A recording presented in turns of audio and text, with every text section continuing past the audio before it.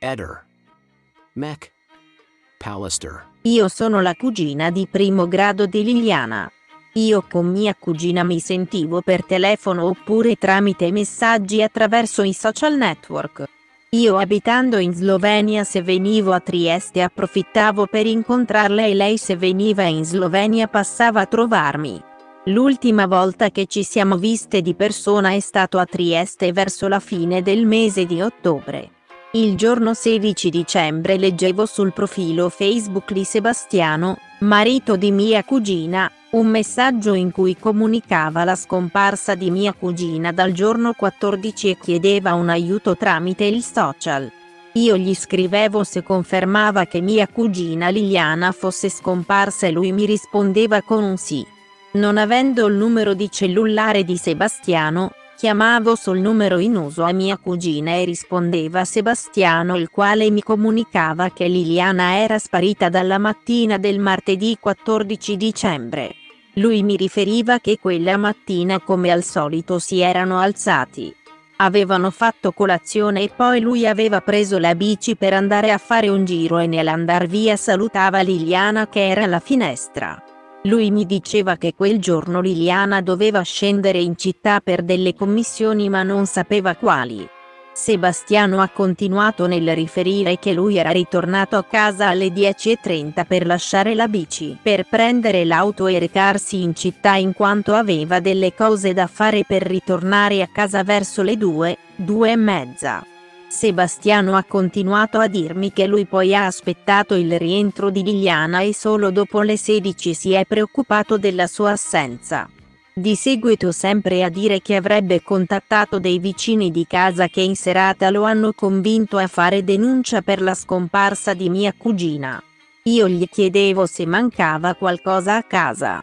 Se avessero vistato fra le cose di mia cugina per capire come si fosse allontanata e lui mi rispondeva che non aveva cercato fra le sue cose ma che mancava una borsetta mentre i telefoni erano a casa. Gli ho chiesto se avesse fatto una ricerca negli ospedali e lui mi ha risposto di sì e che lei non c'era. Io gli ho chiesto perché non mi abbia cercata, perché non è andato a cercarla in giro con una foto e Sebastiano mi ha risposto che quel giorno era presto e che pensava che lei rientrasse. Io insistevo a dire a Sebastiano di farsi aiutare tramite la TV con le ricerche e lui mi diceva che era ancora presto. Il giorno dopo, mi pare venerdì 17, Sebastiano si è presentato a casa mia verso le 13. L'ho fatto accomodare in casa e lui mi ha ripetuto quanto riferito il giorno prima per telefono. Nella circostanza gli chiedevo se ricordava come poteva essere vestita mia cugina e lui mi diceva di non saperlo. Mi comunicava che la porta d'entrata l'aveva trovata chiusa normale e che le chiavi mancavano. Io gli chiedevo cosa pensava che fosse accaduto e lui mi rispondeva che forse Liliana era andata via con qualcuno in auto. A questo punto gli chiedevo se lui avesse il sospetto che Liliana abbia un amico o un amante e Sebastiano non ha risposto facendo una smorfia per poi dire, se ne poteva parlare. In questa circostanza lui manteneva la testa bassa e gli occhi chiusi. Io avevo 1000 domande da fargli ma di fronte a questo ho rinunciato. Di seguito lui mi ha accennato che il 16 dicembre 2021, aveva fatto una lavatrice e che aveva lavato anche delle cosette di Liliana. Poi Sebastiano mi ha fatto vedere dal suo cellulare un video in cui si vedono loro ad una cena fra amici che a dire di lui era avvenuta la sera di lunedì 13 dicembre 2021. Io vedendo il filmato avevo notato che mia cugina non aveva piacere di essere filmata e non mi sembrava particolarmente felice, come invece voleva evidenziare Sebastiano nel mostrarmi il video. Sebastiano mi comunicava che comunque in casa aveva trovato 2000 euro in una cassettina, 400 euro in un altro posto. Un estratto conto vecchio in cui si poteva vedere che Liliana aveva 100.000 euro sul conto. Aggiungendo che di quest'ultimo era stupito in quanto non era a conoscenza e pensava che Liliana avesse da parte 20 o 30.000 euro, ma non così tanti. Sebastiano mi ha anche detto che tutte le spese erano gestite da Liliana e che lui non aveva la firma in banca.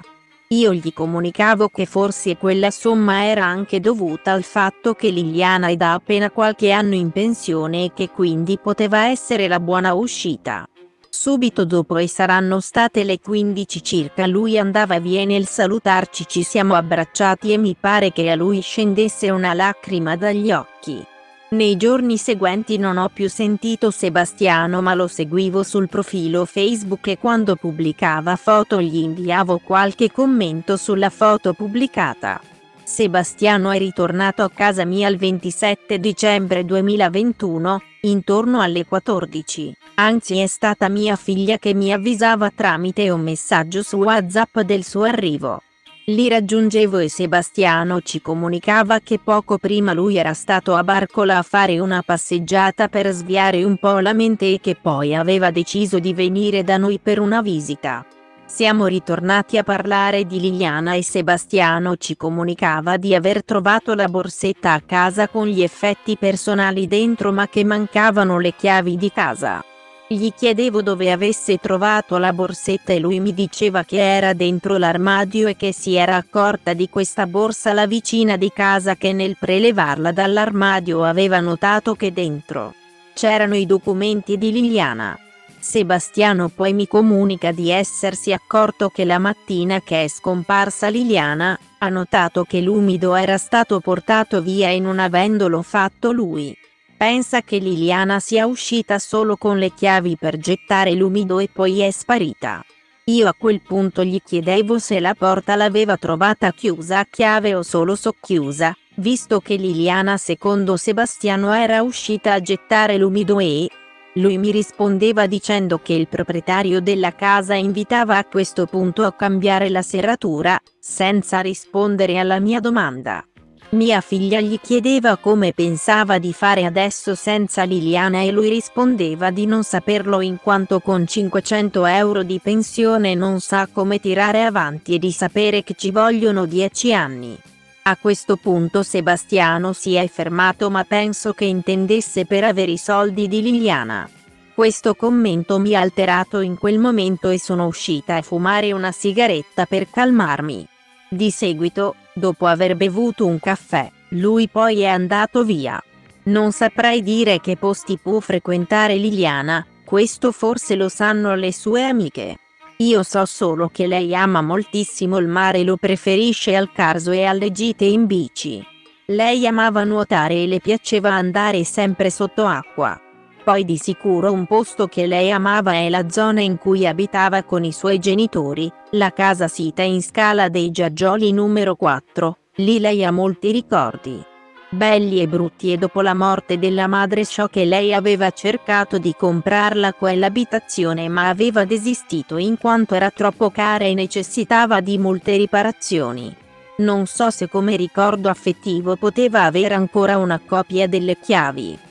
Tutta la zona intorno a quell'abitazione, ovvero i campi di Cologna, la chiesetta con il bosco intorno ed il castelletto, erano sia per lei che per me molto cari, in quanto là c'è la nostra infanzia.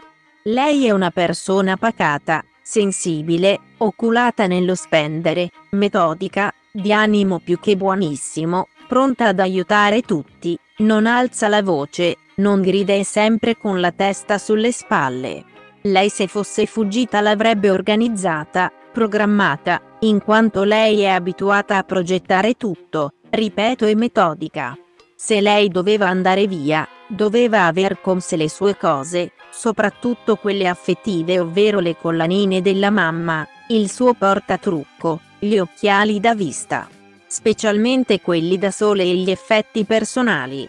Liliana era difficile trovarla fuori casa non curata nel vestire, perfettina. Lei stava sempre attenta a uscire sempre con le cose in tinta e precise.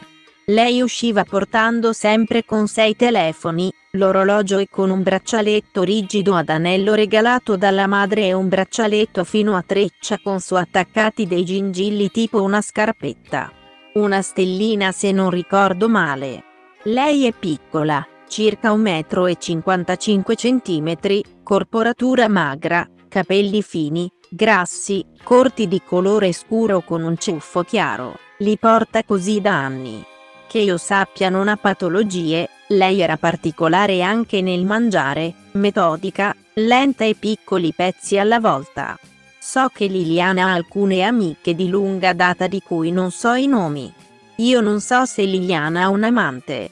Posso dire che se Liliana doveva comunicarlo a Sebastiano non si sarebbe fatta problemi a dirglielo, e se doveva lasciarlo per questo, lei nel suo modo di fare avrebbe organizzato il tutto. Questo è solo un mio pensiero, ma penso che i soldi in casa potrebbero essere proprio per questo. Io penso che se Liliana avesse deciso di lasciarlo, i soldi erano per Sebastiano. Non lasciava nulla al caso. Vorrei aggiungere che Sebastiano sta mettendo in giro la voce che io e mia cugina abbiamo litigato. Questo non è vero. Vorrei specificare che Sebastiano è una persona particolare che noi in famiglia non l'abbiamo mai digerito, in quanto non è simpatico, non è di compagnia ed è molto particolare a livello di carattere. L'abbiamo sopportato per amore di Liliana. Ehi, non dimenticare di iscriverti a questo canale.